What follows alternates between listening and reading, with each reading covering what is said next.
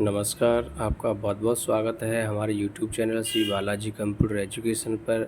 आशा करते हैं कि आप लोग स्वस्थ होंगे, अच्छे होंगे। चलिए तो आज स्टार्ट करते हैं हम एमएस वर्ड का अगला ग्रुप जिसका नाम है पैराग्राफ। हम क्लिपबोर्ड ग्रुप बता चुके हैं, फ़ॉन्ट ग्रुप बता चुके हैं, तो अगला जो भाग है, भाग 5 में हम बताएँगे पैराग्राफ के बारे में। तो दोस्तों इसमें सबसे पहले हम ये नीचे वाली रो को देखेंगे, इन कमांड्स का यूज़ हम समझेंगे कि इन कमांड्स का यूज़ हम कहाँ पर किस तरह से करते हैं, इनकी हमें कब ज़रूरत पड़ सकती है एमएस वर्ड पर कार्य करते वक़्त। तो यहाँ पर सबसे पहले हम देखेंगे ये लाइनिंग जैसे दिख रही हैं, इनको कहा जाता है एलाइन। एलाइन कहा जाता है कि आपको पेज के किस हिस्से में लिखना है। नॉर्मली अगर हम किसी पेज पर लिखते हैं तो हम हमेशा पेज के लेफ़्ट साइड से लिखना स्टार्ट करते हैं और राइट की ओर लिखते हुए जाते हैं। अगर हमें पेज पर सेंटर में लिखने की आवश्यकता है तो हम सेंटर में लिख सकते हैं, राइट में लिखने की आवश्यकता है तो राइट में भी लिख सकते हैं। तो दोस्तों यहाँ पर हम कंप्यूटर के एमएस वर्ड में अगर हमें सेंटर में लिखना है, राइट में लिखना है, तो इसके लिए हमें ये जो एलाइन है ना, इनको चेंज करना पड़ता है। क्योंकि एमएस वर्ड पे भी बाय डिफ़ॉल्ट लिखने का जो एलाइन होता है वो लेफ़्ट ही होता है, जिसका नाम होता है एलाइन टेस्ट लेफ़्ट, और इसकी जो शॉर्टकट की होती है कंट्रोल प्लस एल होती है। तो कभी भी हम एमएस वर्ड को ओपन करेंगे और यहाँ पर कोई भी टेक्स्ट लिखना स्टार्ट करेंगे तो वो हमेशा लेफ़्ट एलाइन से लिखना स्टार्ट होगा। यानी कि यहाँ पर जो कर्सर ब्लिंक कर रहा है लेफ़्ट में, यहाँ से लिखना स्टार्ट होगा और राइट की ओर लिखता हुआ इधर चलेगा। तो चलिए दोस्तों यहाँ पर टेक्स्ट को लिखना स्टार्ट करते हैं। जैसे कि मान लीजिए यहाँ पर हम लिखते हैं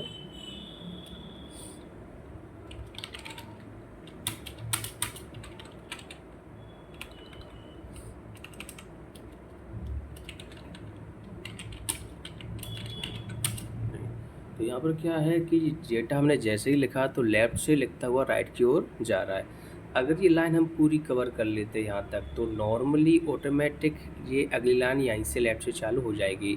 अगर आप इस लाइन को बीच में ही ख़त्म करना चाहते हैं, मान लीजिए आपकी लाइन यहाँ से लेकर यहीं तक कंप्लीट है, तो उसके बाद लाइन चेंज करने के लिए कीबोर्ड से हमें एंटर को प्रेस करना होता है। हम जैसे ही यहाँ पर एंटर प्रेस करेंगे तो क्या होगा, एक न्यू लाइन की शुरुआत हो जाएगी और यहाँ पर जो न्यू लाइन की शुरुआत होगी वो लेफ़्ट अलाइन से ही होगी, क्योंकि हमारा जो अलाइन लगा हुआ है वो लेफ़्ट ही लगा हुआ है।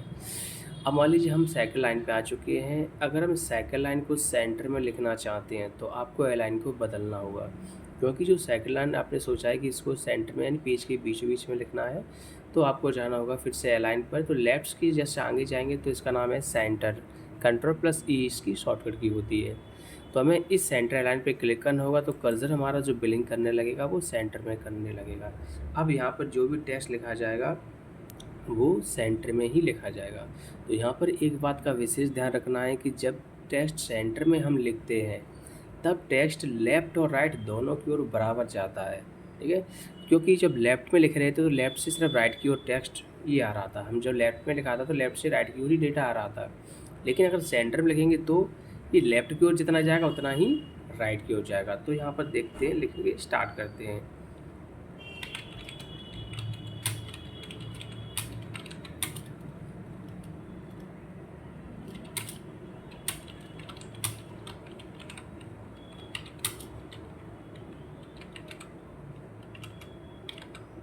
देखिए, तो यहाँ पर हमने क्या किया, यहाँ से सेंटर से लिखना स्टार्ट किया था तो ये डेटा जितना लेफ़्ट की ओर आया उतना ही राइट की ओर आया है। अब यहाँ पर हम लाइन को चेंज करना चाहते हैं तो इसके लिए हमें एंटर प्रेस करना होगा। तो कर्सर हमारा सेंटर में ही रहेगा, क्योंकि अभी हमारा एक्टिव जो अलाइन है वो सेंटर है। तो हमने जहाँ पर जैसे ही एंटर प्रेस किया तो यहाँ पर सेंटर में कर्सर आ चुका है यहाँ पर।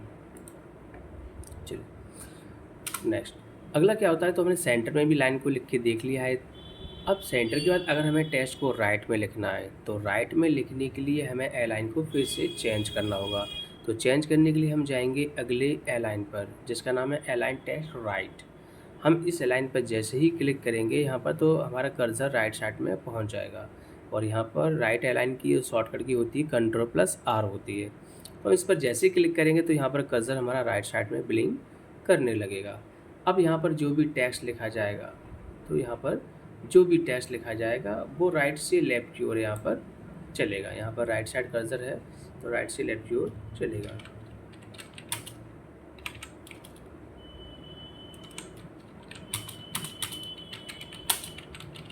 ठीक है, तो यहाँ पर जो डेटा लिखा जा रहा है वो राइट से लेफ़्ट की ओर जा रहा है। तो यहाँ पर विशेष ध्यान रखना होगा कि जब भी हम लेफ़्ट में डेटा लिखते हैं तो लेफ़्ट से राइट की ओर जाता है और राइट में लिखते हैं राइट से लेफ़्ट की ओर जाता है। बट अगर हम सेंटर में कोई भी डेटा टाइप करते हैं, एंट्री करते हैं, तो उस सेंटर में लिखा गया डेटा जितना लेफ़्ट की ओर जाएगा उतना ही राइट की ओर हो जाएगा। अब यहाँ पर क्या होता है कि अगर हम लिखने से पहले ही अलाइन को सेट कर सकते हैं कि आपको अलाइन सेंटर में लिखना है या लेफ़्ट में लिखना है या राइट में लिखना है। अगर डेटा को आप लिख चुके हो, लिखने के बाद एयरलाइन को चेंज करना है, तो हम इस लाइन के यहाँ पर क्लिक करेंगे या इसको सेलेक्ट कर लेंगे, एक ही बात है। तो इस लाइन के लास्ट में शुरुआत पे क्लिक कर देंगे हम और इसका एयरलाइन हमें राइट करना था, तो कोई बात नहीं, इसके लाइन पर क्लिक कर भी कर्सर रख दीजिए और राइट पे क्लिक कर दीजिए, तो ये राइट में डेटा पहुँच जाएगा। और यहाँ पर जो राइट में लिखा था इसको लेफ़्ट में लेकर जाना है, तो इसके कहीं भी लाइन पे क्लिक कर दीजिए और लेफ़्ट में क्लिक कर दीजिए। तो जो भी डेटा राइट में लिखा था वो लेफ़्ट में आ जाएगा। यानी कि इस तरह से हम अलाइन या तो पहले से डिसाइड कर सकते हैं, बाद में भी चेंज कर सकते हैं। चलिए तो आगे बढ़ते हैं। यहाँ पर हम एक थोड़ा सा पैराग्राफ लेते हैं अगली कमांड्स को समझने के लिए। तो यहाँ पर हमने कुछ पैराग्राफ लिया है। चलिए थोड़ा इसका साइज़ ज़्यादा है, हल्का सा कम कर लेते हैं, इससे पूरा पैराग्राफ हम अच्छे से देख सके। यहाँ पर तो हमने इसका साइज़ लगभग 12 रखा। तो एक साथ हम इस पैराग्राफ को देख पा रहे हैं और ये पैराग्राफ हमने सेलेक्ट कर लिया है। तो सेलेक्ट करने पर हम यहाँ पर आपको थोड़ा सा एक अंतर दिखाएंगे कि यहाँ पर ये प्रत्येक जो लाइन की शुरुआत की गई है, यहाँ पर प्रत्येक लाइन की जो शुरुआत की गई है वो एक ही डायरेक्शन में की गई है। यहाँ पर हम ये नहीं कह सकते कि कोई लाइन आगे से स्टार्ट हो रही है, कोई पीछे से हो रही है, बिल्कुल एक ही डायरेक्शन में स्टार्ट हो रही है। लेकिन अगर हम लास्ट में चलते हैं तो ये लाइन तो दूर रह जाती हैं, चलो इनको छोड़ेंगे। लेकिन जो लाइन पास लास्ट तक आई है, ये 3 लाइन जो है ना लास्ट तक आई हैं, तो यहाँ पर हम देखेंगे ये लाइन बहुत पहले ख़त्म हो रही है, ये थोड़ा आगे हो रही है, ये आगे, ये पीछे, ये आगे, ये पीछे, इनमें ही देखेंगे थोड़ा सा अंतर आपको दिख रहा होगा। यहाँ पर लाइन आगे पीछे एंड हो रही है। लेकिन अगर हमें डेटा ऐसा लिखना है कि जैसी स्टार्टिंग हो वैसी एंड हो, तो हमें इसके लिए अलाइन को चेंज करना होगा। तो यहाँ पर जो अलाइन लिखा गया है वो लेफ़्ट लिखा गया है, तो हमें इस अलाइन को रखना होगा। अगला आता है जस्टिफाई, तो जिसकी शॉर्टकट होती है Ctrl+J। तो डेटा हमने सेलेक्ट कर रखा है, हमें जस्टिफाई पे क्लिक कर देना। तो यहाँ पर डेटा हम देखेंगे जैसी लाइन की स्टार्टिंग है वैसी ही एंडिंग हो जाएगी यहाँ पर। तो दोस्तों जब भी हम कोई एप्लीकेशन लेटर लिखते हैं या कोई पेपर टाइप करते हैं या कोई नोट्स तैयार करते हैं, तो हमें डेटा कुछ अच्छे से लिखना होता है, तो वो हम जस्टिफाई में ऐसा कर सकते हैं। चलिए हम आगे चलते हैं, इसको वैसे ही कर देते हैं जैसा था।